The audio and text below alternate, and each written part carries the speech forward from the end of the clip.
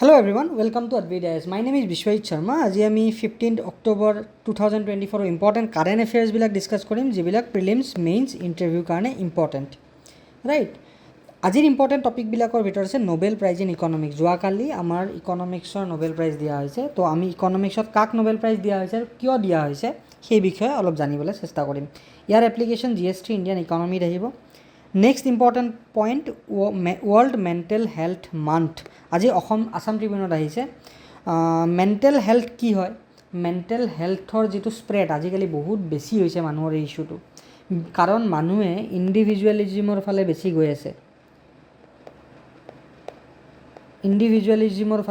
গৈ আছে, আমি যেতিয়া এটা ছ'চাইটি, মানুহৰ লগত থাকিবলৈ ভাল পায়, এটা ছ'চাইটিত থাকিবলৈ ভাল পায় ৰাইট। যেতিয়াই মানুহ ছ'চাইটিৰ পৰা আঁতৰি গৈ নিজৰ ইণ্ডিভিজুৱেল যিটো লাইফষ্টাইল তাক আঁকোৱালি লৈছে, আমি তেতিয়া দেখা পাইছোঁ মেণ্টেল হেল্থৰ হাৰ বাঢ়ি গৈছে ৰাইট। তো এই ইছ্যুবিলাক কেনেকৈ ছল্ভ কৰিব পাৰি, গভৰ্ণমেণ্টে কি কি ষ্টেপছ লৈছে, এইবিলাক আমি চাবলৈ চেষ্টা কৰিম। আৰু এইটো GS1 ইণ্ডিয়ান ছ'চাইটিৰ আণ্ডাৰত আহিব। নেক্সট ইম্পৰ্টেণ্ট টপিক, আমি ডক্টৰ বীৰেন্দ্ৰ কুমাৰ ভট্টাচাৰ্য, যি বিখ্যাত সাহিত্যিক লেখক আছিলে, যিয়ে প্ৰথম জ্ঞানপীঠ বঁটা পাইছিলে অসমৰ, তেওঁৰ 100তম জন্ম জয়ন্তী আমি পালন কৰিছোঁ ৰিচেণ্টলি। তেওঁৰ জন্ম 1924 চনৰ 14 অক্টোবৰত হৈছিলে, 14 অক্টোবৰ। তো আমি 100 বছৰ সম্পূৰ্ণ কৰিলোঁ, তেখেতৰ জন্মৰ 100 বছৰ হ'ল। তো বীৰেন্দ্ৰ কুমাৰ ভট্টাচাৰ্যৰ বিষয়ে আমি জানিব লাগিব, আৰু তেওঁৰ যিবিলাক লেখনি আছিল, গল্পৰাজি আছিলে, তেওঁৰ উপন্যাস আছিলে, তাৰ বিষয়ে আমি জানিব লাগিব। তেখেতে কেতিয়া আমাৰ সাহিত্য সভাৰ সভাপতি পদত অধিষ্ঠিত হৈছিলে আমি জানিব লাগিব, আৰু তেখেতৰ ওপৰত কুৱেশ্যন প্ৰিলিমিনাৰী আৰু মেইনছ দুটাতে আহিব পাৰে ৰাইট। নেক্সট আমি চাম লেট ৰতন টাটাছ কণ্ট্ৰিবিউশ্যনছ টুৱাৰ্ডছ আছাম, কাৰণ হিমন্ত বিশ্ব শৰ্মাই এটা আৰ্টিকেল লিখিছে ৰতন টাটাৰ ওপৰত আৰু তেওঁৰ কণ্ট্ৰিবিউশ্যন অসমৰ বিষয়ে ৰাইট। তো আমি তেওঁৰ বিষয়ে চাম, তেওঁ অসমত কি কি কণ্ট্ৰিবিউশ্যন, তেওঁৰ অৱদান অসমৰ প্ৰতি কি আছিলে, আমি সেই বিষয়ে অলপ চাম। তো নোবেল প্ৰাইজ ইন ইকনমিক্স কাক দিয়া হৈছে, কিয় দিয়া হৈছে আমি চাম right. Nobel prize in economics এইবাৰ দিয়া হৈছে Turkish American Daron Acemoglu and British American Simon Johnson and James Robinson for their work on wealth inequality between নেশ্যনছৰ মাজত যিটো ৱেল্থ ইনইকুৱেলিটি আছে তাৰ বিষয়ে কৈছে। এতিয়া যদি আমি চাব যাওঁ, ছাব চাহাৰান কাণ্ট্ৰিজবিলাক আছে, ছাব চাহাৰান মানে আফ্ৰিকাৰ যিটো নৰ্দাৰ্ণ আফ্ৰিকাৰ কাণ্ট্ৰিজবিলাক আছে, আৰু যদি আমি নৰ্থ আমেৰিকা চাব যাওঁ, নৰ্থ আমেৰিকা মানে কোনখিনি বুলি বুজাওঁ, মেইনলি কানাডা আৰু USA। কেনেডা USA যদি চাব যাওঁ, কানাডা USA বহুত, তেওঁলোকৰ ৱেল্থ বহুত বেছি in compare to sub Saharan Africa. আৰু আমি যদি চাব যাওঁ ছাউথ ইষ্ট এছিয়াৰ তুলনাত নৰ্থ আমেৰিকান কাণ্ট্ৰিবিলাকৰ ৱেল্থ বহুত বেছি। আমি যদি ছাব চাহাৰান কাণ্ট্ৰিবিলাকক কম্পেয়াৰ কৰোঁ আমি আমাৰ ইউৰোপিয়ান কাণ্ট্ৰিজবিলাকৰ, তেতিয়াও আমি দেখা পাম ইউৰোপিয়ান কাণ্ট্ৰিজবিলাকৰ ৱেল্থ বহুত বেছি, may be due to their colonial legacy right. তেওঁলোকৰ ৱেল্থ বেছি in compare to African nations or South East Asian nation. তো এইটো ৱেল্থ ইনইকুৱেলিটি কিয় হয় নেশ্যনছবিলাকৰ মাজত, আৰু সেইটো কেনেকৈ এড্ৰেছ কৰিব পাৰি, তেওঁলোকে তাৰ ওপৰত এটা ৰিচাৰ্চ পেপাৰ উলিয়াইছে, সেইকাৰণে তেওঁলোকক নোবেল প্ৰাইজ দিয়া হৈছে ৰাইট। তো এতিয়া ৱেল্থ ইনইকুৱেলিটি বুলি ক'লে, ৱেল্থ ইনইকুৱেলিটি বহুত ইম্পৰ্টেণ্ট, কাৰণ ৱেল্থ ইনইকুৱেলিটিৰ ওপৰত আমাৰ কুৱেশ্যনছ আহি থাকে। আমি যেতিয়াই ছ'চিয়েল ইছ্যুছৰ কথা পঢ়িম বা আমাৰ মেইনছত গভাৰ্নেন্সত কুৱেশ্যন আহিব পাৰে, তাত ৱেল্থ ইনইকুৱেলিটিৰ মেনশ্যন আমি ক'ৰবাত কৰিব লাগিব পাৰে। আমি জানো যে ইণ্ডিয়াত, এইটো এটা বেলেগ টপিক দেই, ষ্টিল ইণ্ডিয়াত যদি আমি ৱেল্থ ইনইকুৱেলিটি চাব যাওঁ, এটা ৰিপৰ্ট আহে world inequality report right, world inequality report এটা আহে, অক্সফাম বুলি এটা অৰ্গেনাইজেশ্যন আছে, তেওঁলোকে লৈ আহে Oxfam. According to their report, ইণ্ডিয়াৰ 1% পপুলেশ্যনে ৰাইট 53% ৱেল্থ হোল্ড কৰি আছে, আৰু 10% ইণ্ডিয়ান পপুলেশ্যনে এৰাউণ্ড 77% ৱেল্থ হোল্ড কৰি আছে। তাৰ মানে বাকী 90% পপুলেশ্যনে অনলি 23%হে ৱেল্থ তেওঁলোকে হোল্ড কৰি আছে। তো এই ইনকাম ইনইকুৱেলিটিবিলাক কিয় হয়, কেনেকৈ আমি ৰিমুভ কৰিব পাৰিম, কি ইনষ্টিটিউশ্যনেল মেজাৰ্ছ আমি আনিব লাগিব, কি টেক্স ৰিফৰ্মছ আমি আনিব লাগিব পাৰে, ইয়াৰ ওপৰত GS3ত বহুত কুৱেশ্যন আহিব পাৰে, GS2ত গভৰ্নেন্সত কুৱেশ্যন আহিব পাৰে। তো income inequality, wealth inequality is a very important topic, right. তো এওঁলোক দাৰন এছমাগলু আৰু Simon Johnson, they are the professors at MIT, right?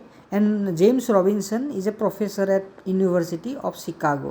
তো আমি তিনিজন মানুহৰ নাম মনত ৰখাটো দৰকাৰ। ইকনমিক্সত যিসকলে নোবেল প্ৰাইজ পায় তেওঁৰ নামটো জনাটো ইম্পৰ্টেণ্ট, কাৰণ ইয়াৰ পৰা প্ৰিলিমছত কুৱেশ্যন আহিব পাৰে।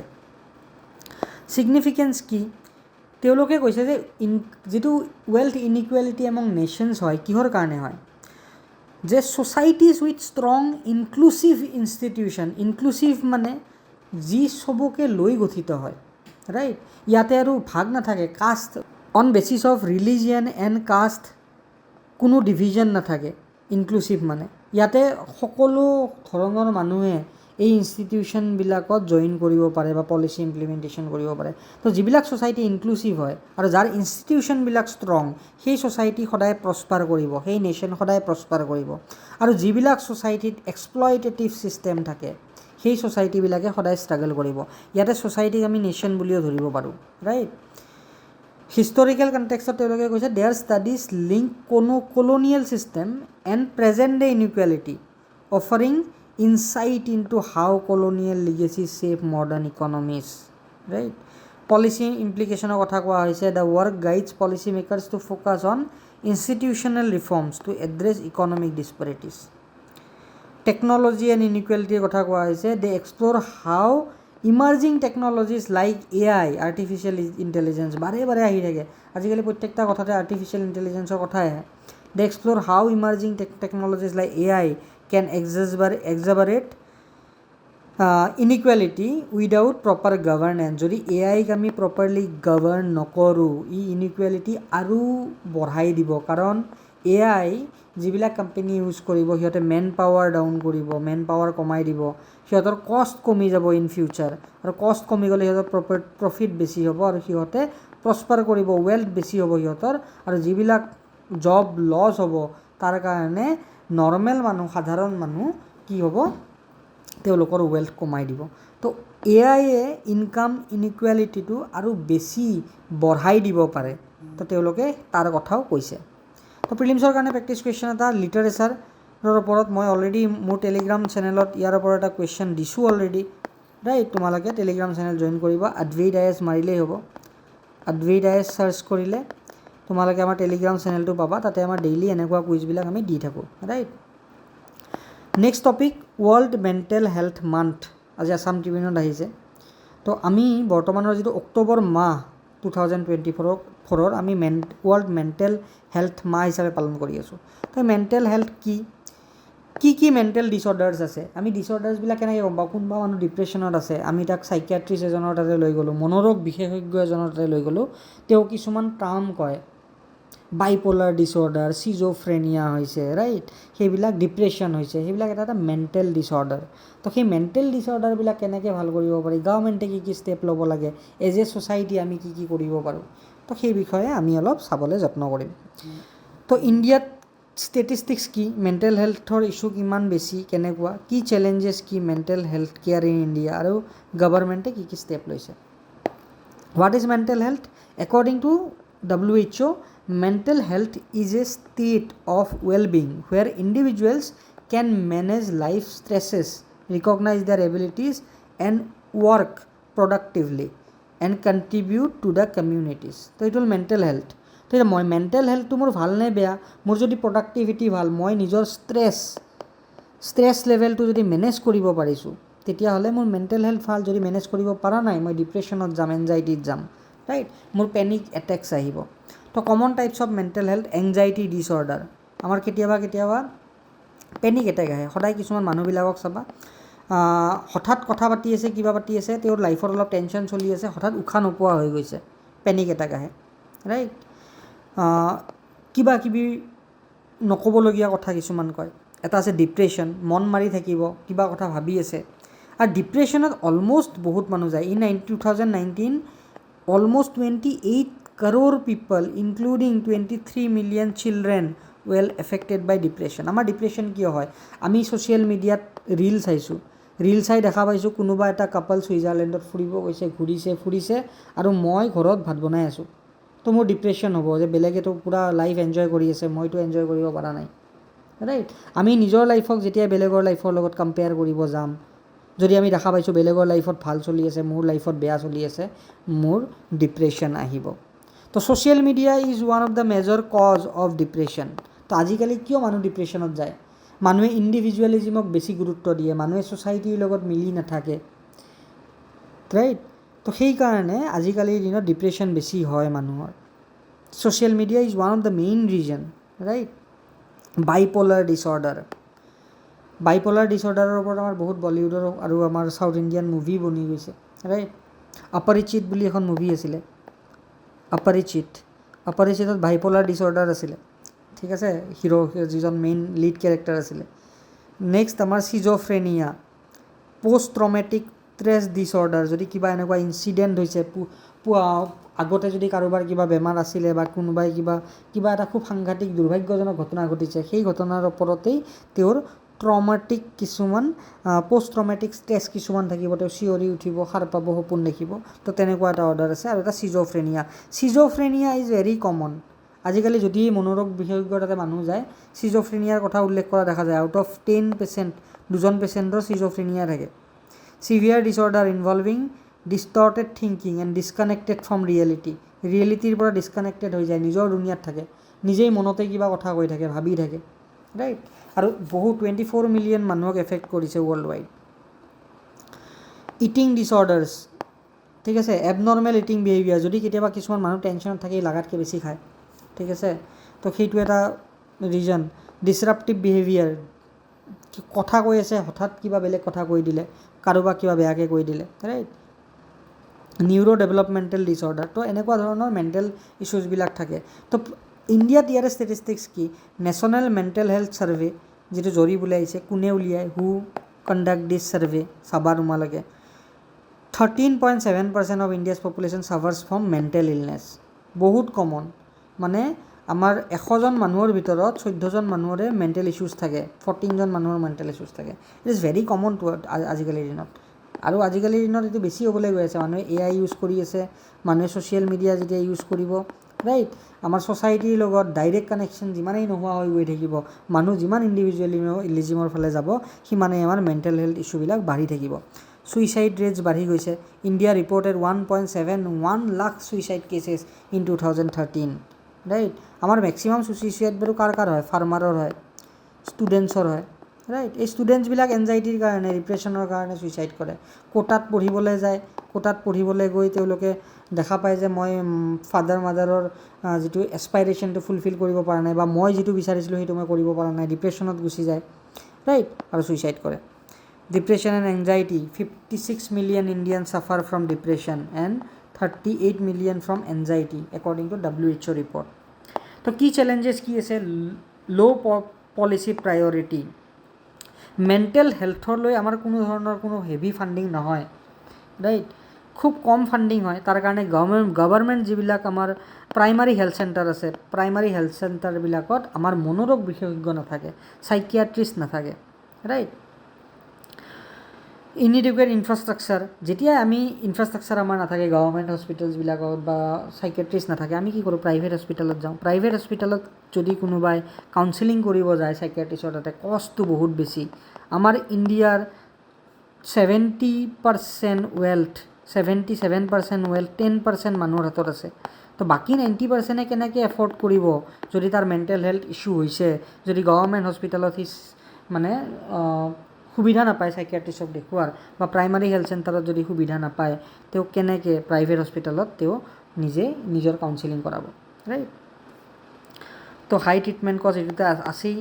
চেলেঞ্জেছ ইন পলিচি ইমপ্লিমেণ্টেশ্যন, যিবিলাক পলিচি আছে তাৰো প্ৰপাৰ ইমপ্লিমেণ্টেশ্যন নহয়। যেনেকৈ national mental health policy 2014, mental health act 2017 আহিছে, কিন্তু প্ৰপাৰ ইমপ্লিমেণ্টেশ্যন টাইমত হোৱা নাই। আৰ্বান ৰুৰেল ডিভাইড, কিছুমান গাঁও আছে তাতে কোনোবাই যদি কয় মেণ্টেল হেল্থ ডিপ্ৰেশ্যন কি আছে, কোনোবাই ক'ব তাক ভূতে ধৰিছে, একো হোৱা নাই। তো তো এৱাৰনেছটো বহুত কম কোনোবা যদি ডিপ্ৰেশ্যনত জুপুকা মাৰি বহি থাকে তাক ক'ব তাক ভূতে ধৰিছে। এই এৱাৰনেছ লেভেলটো ৰুৰেল এৰিয়াত বহুত কম আৰু তাৰ কাৰণেও বহুত মানুহ লাষ্টত ডিপ্ৰেশ্যনত গৈ চিজ'ফ্ৰেনিয়াত গৈ একেবাৰে মানুহজনেই বৰবাদ হৈ যোৱা দেখা পোৱা যায়। Stigma and discrimination, mental health বুলি ক'লে মানুহে ভাবে পাগল হৈ গৈছে মানুহজন বেয়া হৈ গ'ল, কিন্তু মেণ্টেল হেল্থৰ কিয়ৰ থাকে 90% কেছতেই মানে পাৰ্মানেণ্টলি মানুহ এজন ভাল হ'বৰ চান্স থাকে। যদি চিজ'ফ্ৰেনিয়া হয় কেতিয়াও ভাল নহয়, সেইটো কমাই ৰাখিব লাগিব, কাউন্সেলিং কৰিব লাগিব, মেডিকেশ্যন ল'ব লাগিব। চিজ'ফ্ৰেনিয়াটো কমাই ৰাখিব পাৰে, কিন্তু চিজ'ফ্ৰেনিয়া কেতিয়াও ভাল নহয়। কিন্তু কিছুমান আছে ডিপ্ৰেশ্যন, এনজাইটি, এইবিলাক ঠিক হৈ যাব পাৰে। লেক অফ এৱাৰনেছ, সজাগতাৰ অভাৱ স্পেচিয়েলি আমি ৰুৰেল এৰিয়াত দেখা পাওঁ। আৰ্বান এৰিয়াতো দেখা পোৱা যায়, অনলি ৰুৰেল এৰিয়াতে নাথাকে। গভৰ্ণমেণ্টে কি ষ্টেপ লৈছে? নেশ্যনেল মেণ্টেল হেল্থ প্ৰগ্ৰেম গভৰ্ণমেণ্টে অলৰেডি 2014 আনিছে। Mental health act, health care act 2017 আনিছে। আমাৰ যিবিলাক ইঞ্চুৰেঞ্চ পলিচি আছে, সেই ইঞ্চুৰেঞ্চ পলিচিয়ে মেণ্টেল হেল্থটো কভাৰ কৰে দেই। National institute of mental health and neuro' sciences, national mental health program, যদি কাৰোবাৰ ডিপ্ৰেশ্যন আছে কোনোবাই ফোন কৰিও গভৰ্ণমেণ্ট এজেঞ্চি 104ত ফোন কৰিলেও কাউন্সেলিং কৰি দিয়ে, ৰাইট। আয়ুষ্মান ভাৰতত আছে কিৰণ হেল্পলাইন এটা এনেকুৱা হেল্পলাইন য'ত মেণ্টেল হেল্থ ইছ্যুজবিলাকৰ তেওঁলোকে অ'ভাৰ ফোন তেওঁলোকে কিছুমান চলিউশ্যনছ দিয়ে। Manas mobile app. তো এনেকুৱা ধৰণৰ পইণ্টবিলাক আমি মেইনছত লিখিব লাগিব, ৰাইট। মেইনছৰ practice question, critically evaluate the current state of mental health care in India. তো কাৰেণ্ট ষ্টেটটো ক'ব দিছে, ক্ৰিটিকেলি ইভালুৱেট কৰিব দিছে, তাৰমানে আমি অলপ ক্ৰিটিচাইজ কৰি নিগেটিভলি ক'ব লাগিব, তাৰপাছত আমি পজিটিভো ক'ব লাগিব অলপমান। Discuss the challenges faced in policy implementation and suggest measures to enhance the mental health services particularly in rural areas. কি কৰিব লাগিব ৰুৰেল এৰিয়াত আমি এনহেঞ্চ কৰিবলৈ মেণ্টেল হেল্থ ছাৰ্ভিচেছবিলাক, সেই বিষয়ে লিখিব দিছে। তো এইটো 15 মাৰ্কছৰ কুৱেশ্যন হ'ব। 4 পেজেছ তোমালোকে লিখিব পাৰিবা 250 ৱৰ্ডছৰ ভিতৰত।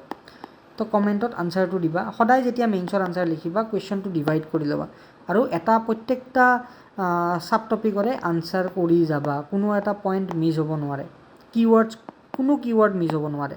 কিৱৰ্ড মিছ হৈ গ'লে তুমি মাৰ্কছ কম পাবা। কমপ্লিট কুৱেশ্যনটোৰ আনচাৰ দিব লাগিব।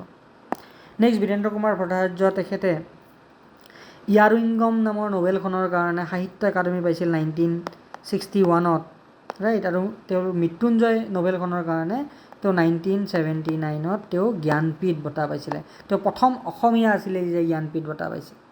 জ্ঞানপীঠ বঁটা কেতিয়া ইনষ্টিটিউট হৈছিলে? জ্ঞানপীঠ বঁটা কেতিয়াৰ পৰা দিয়া ষ্টাৰ্ট হৈছিলে? প্ৰথম দিয়া হৈছিলে 1965 দিয়া হৈছিলে প্ৰথম জ্ঞানপীঠ বঁটা। আৰু জ্ঞানপীঠ এজ এ ইনষ্টিটিউশ্যন কেতিয়া এষ্টাব্লিছ হৈছিলে সেইটো তোমালোকে কমেণ্টত আনচাৰ কৰি দিবা।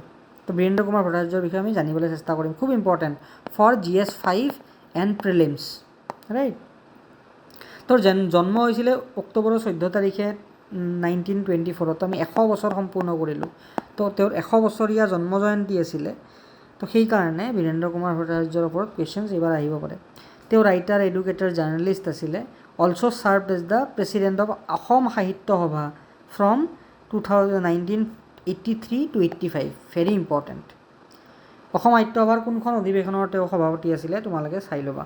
Literary influence, he revered the Assamese literary community for his crucial role in promoting young writers during 1960s.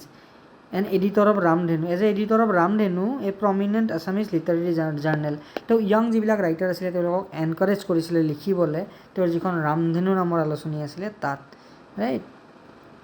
His leadership is considered as golden era of the magazines which covered a variety of themes including independence, revolution, literary analysis.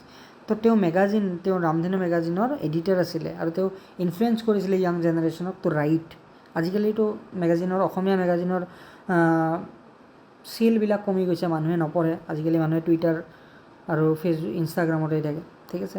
তো আমাৰ অসমীয়া যিবিলাক আলোচনী আছে এই আলোচনীবিলাক মৰি গৈছে, ঠিক আছে। আগতে সৰু থাকোঁতে আমি দেখা পাইছিলোঁ যে আমাৰ যিবিলাক অসমীয়া মেগাজিন আছিলে, ঠিক আছে, সেই মেগাজিনবিলাক মানুহে কিনি পঢ়িছিলে, আজিকালি নাই। নটেবল ৱৰ্কছ কি আছে? ৰাজপথে ৰিঙিয়াই তেওঁৰ প্ৰথম নভেল আছিলে, প্ৰথম উপন্যাস আছিলে ৰাজপথে ৰিঙিয়াই। তেওঁ আই নামৰ এখন উপন্যাস, আই মানে মাকক আই বুলি কয় অসমীয়াত। তো 1958 তেওঁৰ সেইখন ছেকেণ্ড নভেল আছিলে। ইয়াৰুইংগম যিখন নভেল আছিলে তাত তেওঁ টাংখ্ৰুল নাগা ট্ৰাইব যিটো আছিলে মণিপুৰৰ, তেওঁলোকে ছেপাৰেটিষ্ট মুভমেণ্টৰ সময়ত যিবিলাক মানে প্ৰব্লেম পাইছিলে সেই প্ৰব্লেমবিলাকৰ ওপৰত বেছ কৰি নভেলখন লিখিছিলে, উপন্যাসখন লিখিছিলে। আৰু এই উপন্যাসখন 1960ত পাব্লিছ হৈছিলে, ইয়াৰুইংগম। আৰু এই নভেলখনে সাহিত্য একাডেমি এৱাৰ্ড পাইছিলে। এই নভেলখন ইংলিছত ট্ৰান্সলেট কৰা হৈছে love in the time of insurgency. Very important, যদি কুৱেশ্যন আহে love in the time of ইনচাৰ্জেঞ্চিৰ অসমীয়া সংস্কৰণখনৰ নাম কি? ইয়াৰুইংগম। ৰাইট। তেওঁৰ বাকী যিবিলাক ৰাইটিংছ আছিলে সেইবিলাক তোমালোকে চাই ল'বা, কিন্তু তেওঁৰ নটেবল ৰাইটিংছবিলাকৰ ভিতৰত আৰু এখন আছে মৃত্যুঞ্জয়। ৰাইট। তো মৃত্যুঞ্জয় ট্ৰান্সলেট কৰা হৈছে কংকাৰৰ অফ ডেথ বুলি। আৰু এই মৃত্যুঞ্জয় গ্ৰন্থখনে, নভেলখনে, উপন্যাসখনে জ্ঞানপীঠ এৱাৰ্ড পাইছিলে। তো তোমালোকে জ্ঞানপীঠ এৱাৰ্ড অসমৰ কোনে কোনে পাইছিলে চব জানিব লাগিব। তোমালোকে মামণি ৰয়ছম গোস্বামীৰ বিষয়ে জানিব লাগিব, বাইদেউৰ বিষয়ে মামণি ৰয়ছম গোস্বামী। তোমালোকে নীলমণি ফুকনৰ বিষয়ে জানিব লাগিব, ঠিক আছে। আৰু জ্ঞানপীঠ বঁটা কোনে কোনে পাইছিলে গোটেইকেইজন ৰাইটাৰৰ বিষয়ে তোমালোকে চাই ল'বা, বহুত ইম্পৰ্টেণ্ট। ৰাইট। তো যিখন আমাৰ মৃত্যুঞ্জয় আমাৰ নভেল আছিলে, সেই নভেলখনত অসমীয়া মানুহে যেতিয়া আমাৰ ভাৰত ত্যাগ আন্দোলন হৈছিলে 1942ত, কুইট ইণ্ডিয়া মুভমেণ্ট, তাৰ ওপৰত বেছ কৰি তেওঁ এই উপন্যাসখন লিখিছিলে মৃত্যুঞ্জয়, বহুত ইম্পৰ্টেণ্ট। আদাৰ ৱৰ্কছৰ ভিতৰত আছে কলং আজিও বয়, শ্বৰ্ট ষ্টৰী, চুটি গল্পৰ তেওঁৰ সংকলন আছিলে Kolong Ajiu Boi, Satsori collection of short story, চুটি গল্পৰে তেওঁৰ ৰচনা সম্ভাৰ আছিলে, কালেকশ্যন আছিলে। আৰু publish some poems in magazine Jayanti বুলি এখন মেগাজিন আছিলে, তেওঁ তাত কবিতা লিখিছিলে। প্ৰিলিমছৰ কাৰণে প্ৰেক্টিছ কুৱেশ্যন ইজি হয়, আনচাৰত তোমালোকে আনচাৰটো কৰি দিবা। Late Ratan Tata's contribution towards Assam, বহুত ইম্পৰ্টেণ্ট। আমি টাটা টিৰ নাম শুনি থাকোঁ, আছাম কেঞ্চাৰ কেয়াৰ ফাউণ্ডেশ্যনৰ কথা শুনি থাকোঁ, যাৰ আণ্ডাৰত 17খন কেঞ্চাৰ হস্পিটেল টাটা ট্ৰাষ্টে বনোৱাৰ কাৰণে আগবাঢ়ি আহিছে। তাৰে ভিতৰত এখন GMCHৰ কাষতো আছে, GMCHৰ কাষত এখন আমাৰ কেঞ্চাৰ হস্পিটেল আছে, সেইখন টাটা ট্ৰাষ্টৰ আণ্ডাৰতে বনোৱা। ৰাইট। তো অসমক, নৰ্থ ইষ্টক আমি কেঞ্চাৰ কেপিটেল বুলি কওঁ। নৰ্থ ইষ্টৰ আমি যদি চাব যাওঁ, মিজোৰামত বহুত কেঞ্চাৰ পেচেণ্ট আছে, অসমত আছে, অৰুণাচলত আছে, আমাৰ ইষ্ট খাচী হিলছত বহুত কেঞ্চাৰ পেচেণ্ট আছে। ৰাইট। তো অসমক cancer capital, north stock cancer capital বুলি কোৱা হয়। আৰু নৰ্থ ইষ্টত ৰতন টাটা ট্ৰাষ্টে কি কৰিছে, 17খন কেঞ্চাৰ হস্পিটেল বহুৱাইছে। তাৰে ভালেকেইখন অলম'ষ্ট হৈ গ'ল। GMCৰ কাষৰখন কমপ্লিটলি ইনগ্ৰেট কৰিব তেওঁ নিজেই আহিছিলে। ৰাইট।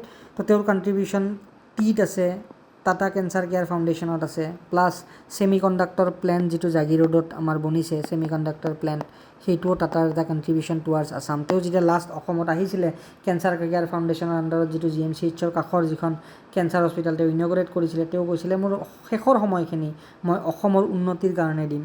ৰাইট। আৰু তেওঁ আজি ঢুকাই থাকিলে, কেইদিনমান আগত ঢুকাই থাকিলে। তো অসমৰ চিফ মিনিষ্টাৰে তেওঁক ট্ৰিবিউটাৰী এটা দি এটা আৰ্টিকেল লিখিছে ইণ্ডিয়ান এক্সপ্ৰেছত। তো এইটো এটা ইম্পৰ্টেণ্ট। তো অসমত তেওঁৰ কি কি কণ্ট্ৰিবিউশ্যন আছিলে মই অলৰেডি ক'লোঁ। ৰতন টাটা যেতিয়া তেওঁৰ 84 ইয়াৰ্ছ আছিলে, তেওঁ অসমত আহিছিলে আৰু কৈছিলে I dedicate my last years to health, make Assam a state that recognizes and is recognized by all. তেওঁ কৈছিলে অসমৰ কাৰণে কাম কৰিম বুলি। ৰাইট।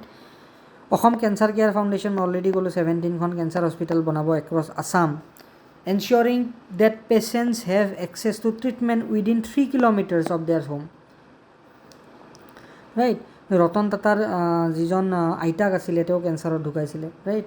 তো ৰতন টাটাৰ কেঞ্চাৰৰ প্ৰতি, ট্ৰিটমেণ্টৰ প্ৰতি খুব এটা ছফ্ট কৰ্ণাৰ আছে, আৰু সেইকাৰণে তেওঁ কেঞ্চাৰৰ ট্ৰিটমেণ্টৰ কাৰণে তেওঁ হস্পিটেলবিলাক বনাইছিলে under Tata trust. Right. Semiconductor manufacturing. Right. ছেমি কণ্ডাক্টৰক অৰ্ধপৰিবাহী বুলি কয় অসমীয়াত, ঠিক আছে। 2014ত টাটা ইলেক্ট্ৰনিক্সে এনাউন্স কৰিছে 27,000 crore investment to build a semiconductor facility in Jagiroad. Right. আৰু এইটোৱে এৰাউণ্ড 27,000 প্লাছ জব ক্ৰিয়েট কৰিব directly indirectly. Promotion of Assam tea, Tata tea limited has played a vital role in promoting Assam tea, operating 21 tea estates. 12খন চাহৰ বাগিচা আছে ডাঙৰ। Right. টাটাৰ। তো এই বাগিচাবিলাকত কি হয়, আমাৰ ইকনমি বুষ্ট হৈ আছে, ঠিক আছে, আমাৰ এমপ্লয়মেণ্ট জেনেৰেশ্যন হৈ আছে। তো আমি 2021ত তেওঁক অসম বৈভৱৰ উপাধি দিছিলোঁ, অসম বৈভৱ বঁটাৰে তেওঁক সন্মানিত কৰিছিলোঁ অসমে। Right. For his dedication to health care and social welfare in the state. Right. তো টাটাৰ বিষয়ে, ৰতন টাটাৰ বিষয়ে আমি অলপ জানিব লাগিব এইবাৰ, কাৰণ তেওঁ he was one of the icon of our nation, যাক পদ্মবিভূষণ বঁটাৰে সন্মানিত কৰা হৈছে। তো তেওঁৰ ওপৰত কুৱেশ্যনছ আহিব পাৰে, কণ্ট্ৰিবিউশ্যন, ৰাইট। আমাৰ মেইনছৰ টেষ্ট চিৰিজ তোমালোকে জইন কৰিব পাৰা, কম্প্ৰিহেনচিভ টেষ্ট চিৰিজ, য'ত আমাৰ ডেইলি আনচাৰ ৰাইটিং হয়, উইকেণ্ডত আমাৰ টেষ্ট হয়, ৰাইট। প্ৰিলিমিনাৰী টেষ্ট চিৰিজ তোমালোকে জইন কৰিব পাৰা, যিটো আমাৰ ৰিচেণ্টলি লঞ্চ হৈছে। তো যদি কোনোবাই APSC ক্লিয়াৰ কৰিব লাগে, প্ৰিলিমিনাৰী টেষ্ট চিৰিজ আৰু মেইনছৰ টেষ্ট চিৰিজ ইজ কম্পালচৰি। কাৰণ আগতে কম্পালচৰি নাছিলে, আগতে APSCৰ কুৱেশ্যনছ ইজি আছিলে। আজিকালি APSC কুৱেশ্যনছ টান কৰিছে, কাৰেণ্ট এফেয়াৰ্ছৰ লগত লিংক কৰিছে, আৰু most of the question are inspired by the pattern of UPSC। সেইকাৰণে আমি টেষ্ট চিৰিজ আৰু প্ৰিলিমিনাৰী আৰু মেইনছৰ টেষ্ট চিৰিজ কৰাটো খুবেই দৰকাৰী। তোমালোকে আমাৰ ফাউণ্ডেশ্যন বেটছ জইন কৰিব পাৰা। ফাউণ্ডেশ্যন বেটছ 3 আমাৰ নৱেম্বৰৰ 1 তাৰিখৰ পৰা ষ্টাৰ্ট হ'ব, ৰাইট। আৰু আমাৰ টেলিগ্ৰাম চেনেলটো তোমালোকে ডেইলি কুইজৰ কাৰণে জইন কৰিব পাৰা। ডেইলি কুইজেছ আমি দি থাকিম ইয়াতে। Instagram for our daily current affairs শ্বৰ্টছৰ কাৰণে তোমালোকে ইনষ্টাগ্ৰাম ফ'ল' কৰিব পাৰা, আৰু ডেইলি আপডেটছ ৰিগাৰ্ডিং এডভাৰটাইজ। আৰু আমাৰ এপটো ডাউনলোড কৰিব পাৰা, ফৰ আৱাৰ মেগাজিন। আমাৰ মেগাজিনখিনি অসমীয়া আৰু ইংৰাজী দুটা লেংগুৱেজতেই আছে available, right. Thank you, good night to all.